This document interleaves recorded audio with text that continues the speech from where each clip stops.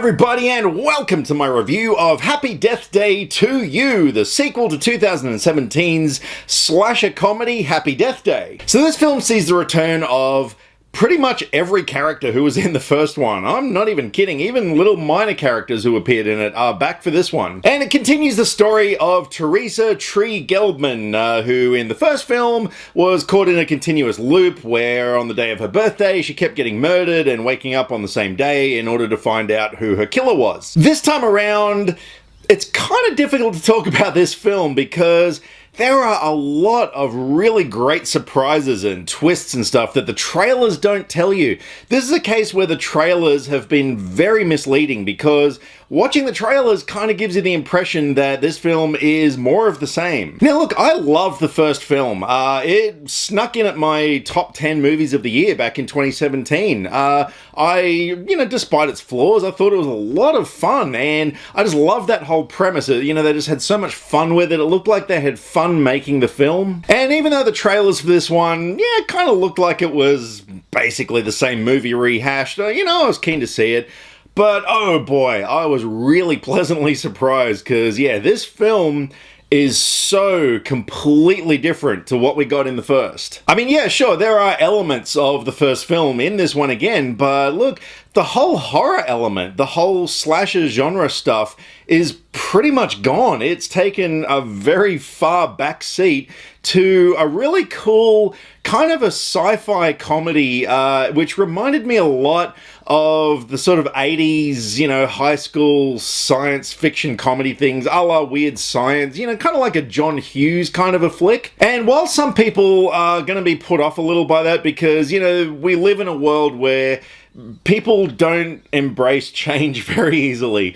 And so look, be forewarned, this is a really different movie to the first one, but I had to respect it so much for that. I mean, why would we want a rehash of the first one? In this case, we'd get this completely fresh story, and I dug it. So Christopher Landon is once again returning to the director's chair for this one. This time around he serves as writer as well. Scott Lobdell wrote the first one, and Scotty, if you're watching this, I want to thank you for promoting the review that I did for the first film because, that was a blast. For those who weren't aware, Scott saw my Instagram post where I posted the thumbnail and he actually checked my review out and shared it, and thanks for the viewers. So like I said, we've got pretty much the entire cast back, along with some newcomers as well. And look, once again, Jessica Roth just kills it in this role. I mean, she was probably my favorite thing in the first film. This actress, aside from being just gorgeous, she is so charismatic. Like, I've spoken to a lot of people who, even if they weren't big fans of the first one, they still loved her performance. And look, honestly, I could watch 90 minutes of her drinking a glass of water and I would probably give it a high rating. So look, once again, she steals every scene in this, her quirky mannerisms, those over-the-top facial expressions. But one of the things that this film delivered a lot more than the first one did is a lot of heart. I mean, the first film, it had this theme of basically, trying to be a better person and, a few things like that. Whereas this film, at its core, has a theme about being grateful for what we have in life and letting the past go. If you've had bad things happen in the past, don't dwell on it. Don't try and, bring back, things from the past to prevent you from having a happy future. And it was really well done. Look, I'm not gonna lie, there was one scene in this film in particular that, I wasn't crying, you were crying. Nah, I wouldn't say I was crying, but I did have tears welling up in my eyes. It was really heartfelt. And once again, you can just tell that they had so much fun making this film. It always translates through the screen when you can tell that the cast and crew all had such a blast making a movie. Even if a movie turns out not that great, if they had fun making it, it just adds to the viewing experience. And this film was no different. You could just tell everyone was just relishing the fact that they were back in these roles again. It also had fun playing with some meta humor. There was one film in particular that this movie started reminding me of, and again, I can't really go into too much because spoilers. And like the first film referenced Groundhog Day, this film also referenced that film I was thinking about, which I thought was really cool.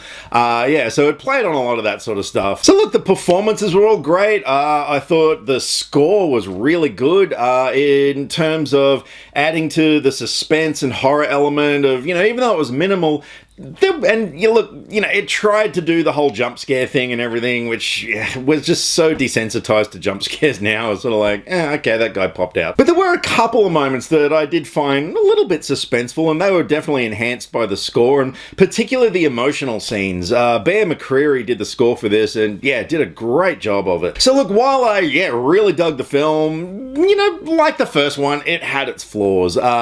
In terms of the actual plot in this film with the whole sci-fi element, there were a couple of times it did become a little bit convoluted, where you sort of had to sort of stop and remind yourself exactly, okay, hang on, what are they doing here? Okay, they've got to do this because of this and stuff. And there were a few plot holes. Look, it's not a big spoiler, especially if you've seen the first one. In the first one, there was this whole subplot where Tree was becoming weaker as she kept dying, but it never really went anywhere. This one, they did address it a little bit more, but they kind of messed it up a little bit. Like, she was getting weaker and stuff, and at one point, she is hospitalized because she's becoming that sick. But then the next time after she dies, she's fine. And then, if memory serves me correctly, she started getting weaker again. Like, they sort of went a little bit back and forward with that. But look, this is another case, like with the first film. You just gotta roll with the flaws. I mean, in a movie like this with a plot that's kind of ridiculous, you gotta suspend disbelief. You're there to have a good time, and it was exactly the same with the first film. So the flaws weren't that big a deal. But like I said, I had a ton of fun with this movie. If you're a fan of the first one, go see it. Do not hesitate. You are gonna absolutely love this flick. I am definitely gonna be adding it to my collection on day one when it comes out. I'm really looking forward to seeing it again, particularly with some friends and stuff. One thing I haven't quite decided if I liked it more or less than the first one. I think it was pretty much on par, which, let's face it, that's kind of rare, especially for a genre franchise. Ordinarily, as titles go on, they get lesser in quality, whereas, I don't know, this one was definitely as good as the first one, if not maybe a little better. But because of that, I'm going to give it the exact same rating I gave the first Happy Death Day, and I'm going to give Happy Death Day 2U an 8.5 out of 10.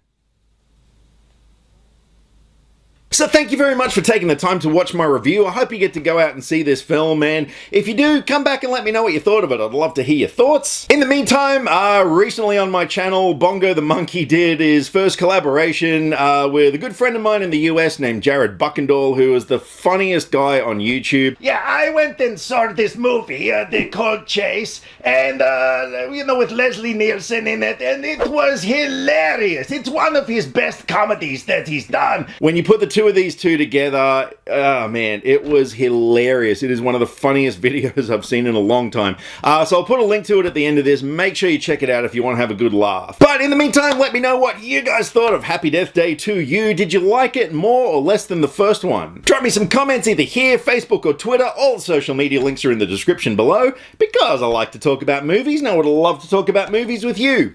Catch you next time. Click subscribe to stay up to date with all the latest movie reviews. Skynet will be taking over any day now, so what have you got to lose? Nyah.